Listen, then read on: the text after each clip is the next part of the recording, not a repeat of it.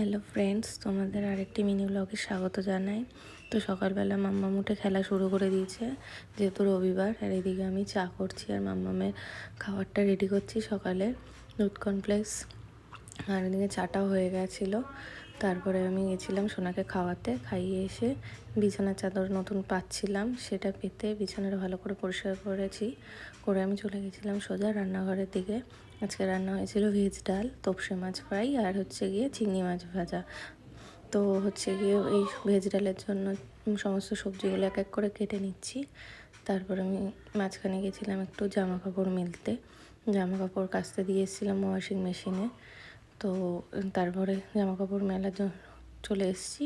এখানে এক এক করে মেলে দিচ্ছি, যেহেতু আমরা ছাদে যাই না, এখানেই মেলে দিই ব্যালকনিতে।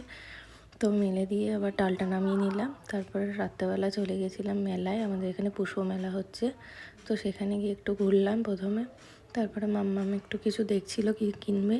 প্রথমে ভিডিও গেম কিনবে ভেবেছিল, তারপরে পাপড়ি চাট খেলাম, দিয়ে এই টুকটাক কিনে কেটে চলে এসেছি।